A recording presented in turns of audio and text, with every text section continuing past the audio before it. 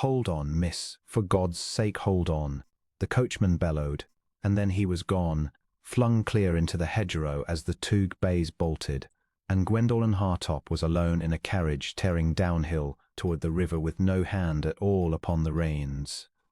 It had been a clap of thunder that did it, a single crack out of a clear afternoon sky that sent both horses lunging forward in blind terror.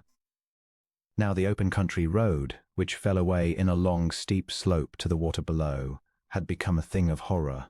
The carriage pitched and slewed behind the runaway team, wheels screaming, gravel flying, the hedgerows whipping past in a green blur. Gwendolen clung to the side rail with both hands, her bonnet torn from her head, her skirts snapping in the wind, and below, at the bottom of the long hill, the river glinted hard and bright and far too near. The Duke of Selworth was riding the high ground above the road when he saw it. He had been crossing his own park on a fine grey hunter, taking the long way home with no thought in his head but the pleasantness of the afternoon, when the thunder cracked and his eye caught the movement below, the careering carriage, the bolting team, the pale figure of a woman thrown about inside it like a leaf in a millrace.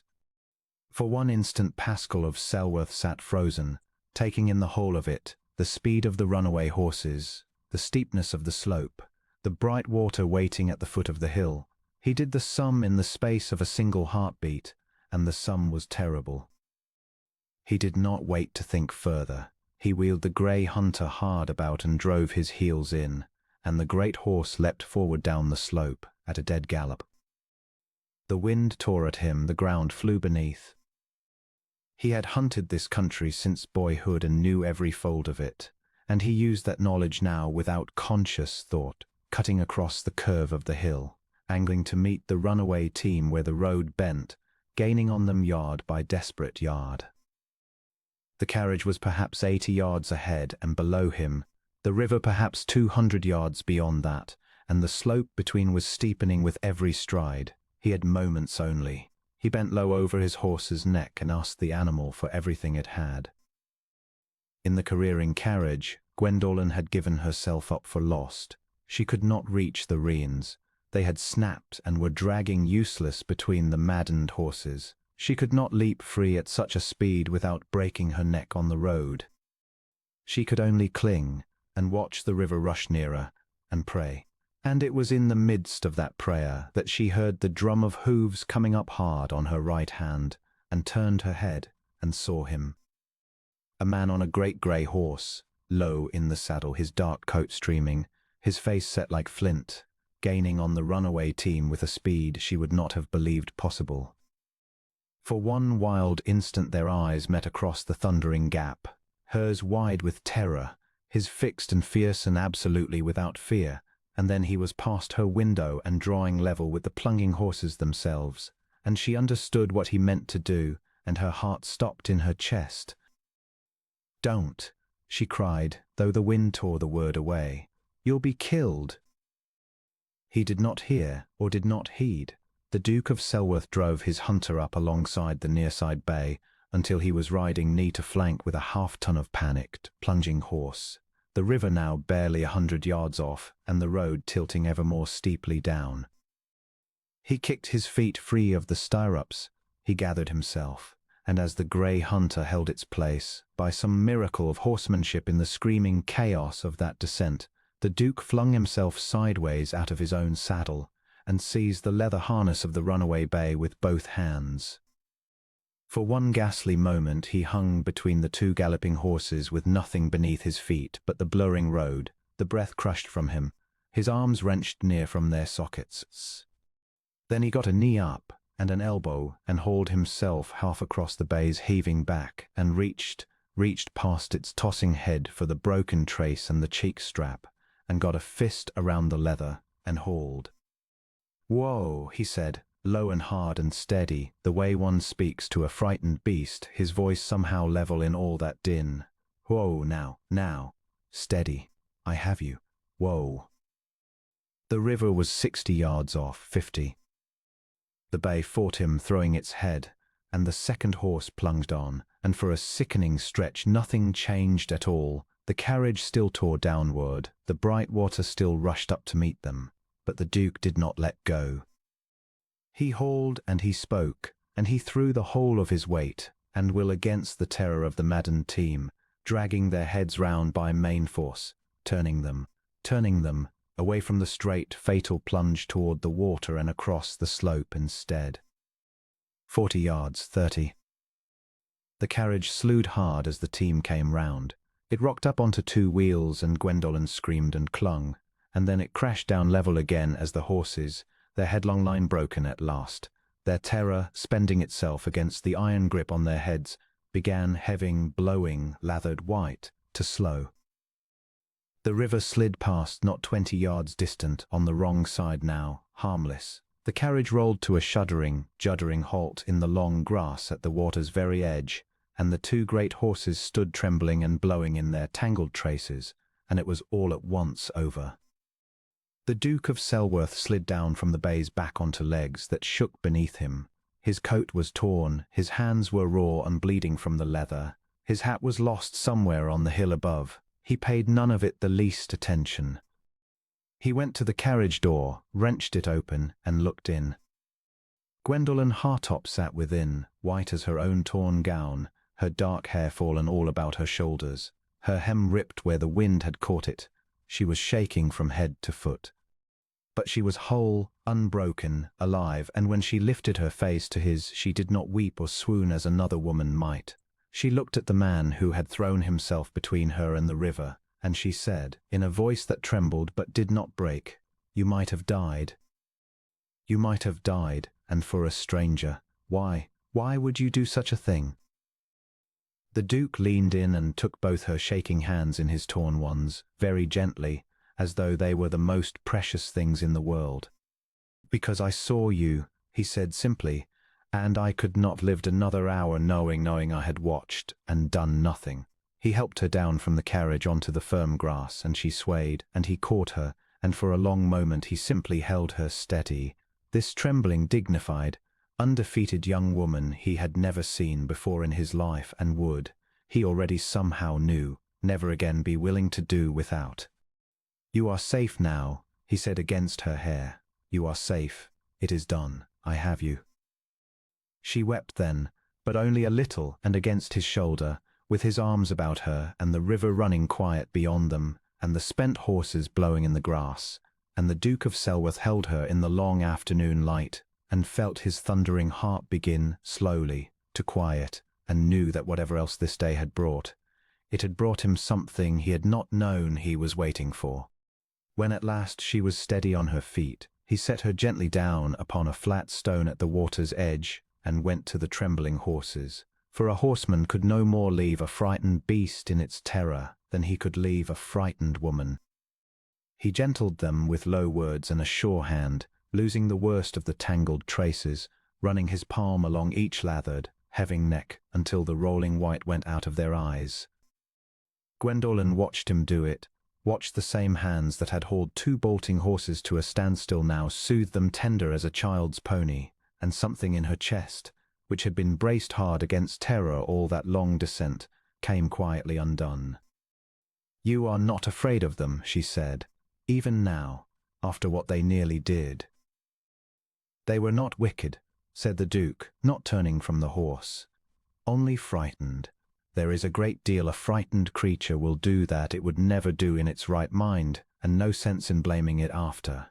He stroked the bay's nose, and the animal lipped at his ruined sleeve, calm now. "Fear passes. Kindness is what one remembers." He glanced back at her then, and the look held a moment longer than it needed to.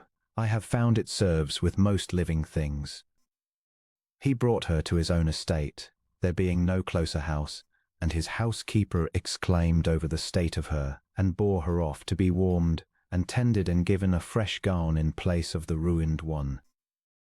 The coachman, it was found, had got off with no worse than a sprained wrist and a great fright. A groom was sent to fetch him in. By evening Gwendolen Hartop sat by the fire in the Duke's great hall, colour returned to her cheeks, her dark hair brushed and pinned, looking up at her rescuer with eyes in which terror had given way to something quieter and far more dangerous to them both. I have not even thanked you properly, she said. I do not think there are words for it. You gave your own life into the bargain to spare mine. There is no thanks equal to that.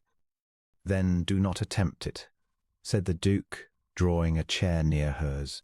I would not have it weighed and measured. I did what any man would do. No, said Gwendolen with quiet certainty, not any man. Most men would have ridden for help, or looked away, or been too late, or too afraid. You rode straight down a hill at a runaway team and flung yourself between two galloping horses. I saw your face, your grace. There was no fear in it. There was only, she searched for the word, resolve, as though there had never been the smallest question of what you would do. There was not, he admitted. From the moment I saw you, there was no question in me at all. He looked at her for a long while in the firelight. I have spent my life being told I am a hard man to know, Miss Hartop, guarded, cold even. I had begun to believe it of myself. And then I crossed a hill this afternoon and found that there was nothing in the world I would not do to keep one stranger from a river, and I have been wondering ever since what that means. Gwendolen's colour rose, but she did not look away. And have you concluded what it means? I have, said the Duke of Selworth. He did not say more that night, for she had been to the edge of death that very afternoon, and he would not press his suit upon her in her fright. He was a man of patience as well as resolve. He sent word to her family that she was safe and well and his guest, and her people came, and she was restored to them with a great deal of weeping and gratitude. And the Duke watched her carriage roll away, a sound carriage this time with a steady team, and felt the great hall grow strangely empty the moment she was gone from it. He called upon her within the week, and the week after, and before long the county had begun to remark that the grave and solitary Duke of Selworth, who had never been known to court anyone, was riding out a great deal in a particular direction. He courted her gravely and gently through that summer, walking with her in her father's gardens, where there was no river and no thunder and no peril at all, but the slow sweet danger of falling wholly in love. And Gwendolen, who had looked into his fearless face across a thundering gap and never quite stopped looking, fell as surely as he. He asked her in the autumn, by a quiet stretch of the same river that had so nearly claimed her, for he wished, he said, to make the water a friend to her at last instead of a terror. He took her hands, healed now, in his, and said, I caught you out of a runaway carriage because I could not bear to lose you, and I had not even known your name. I know it now. I know your courage, and your kindness, and the way you weep only a little and against a shoulder and never give in. I have been a guarded man all my life, Gwendolen, and you have undone the whole of my guard without trying. I claimed you from that river. Let me claim you for good and all. Will you be my wife? Gwendolen Hartop looked at the quiet water and at the man who had ridden down a hill at full gallop to keep her from it, and she felt no fear of the river at all any more, only love for the one who had stood between her and everything that could harm her that day, and she somehow knew, for all the days that would come. You asked me once why you would risk your life for a stranger, she said softly, and you said it was because you saw me. Well, I saw you too, your grace, coming down that hill with no fear in your face, and I do not think I have looked at anything else since. Yes, 1,000 times, yes. Claim me and keep me, and I shall thank God every day of my life for a clap of thunder and a runaway team and a man who would not look away. They were married before the first frost, in the little church near his estate, and the river ran bright and harmless past the churchyard wall. The county came to see the grave Duke of Selworth wed the gentlewoman he had snatched from the water, and there was not a dry eye among the older ladies, who whispered the whole story to one another in the pews and pressed their handkerchiefs to their cheeks. In the long years that followed, when Gwendolen was mistress of his great house and the terror of that afternoon had softened into a tale they told by the fire, she would sometimes walk down with him to that quiet stretch of river and stand at the water's edge with his arm about her, unafraid. I might have lost everything that day, she said to him once, watching the water slide gold beneath the evening light. My life, the chance of all of this. And instead it was the day everything began. The Duke of Selworth drew her closer against his side. I have thought the same 1,000 times, he said, that the worst hour of your life and the best hour of mine were the very same hour. I gave chase to save a stranger, Gwendolen. And I caught, in the end, the whole of my own happiness. He pressed his lips to her dark hair, where once it had streamed wild in the wind of a runaway carriage. I would ride down that hill again this moment, and 1,000 hills after it for you. I always will.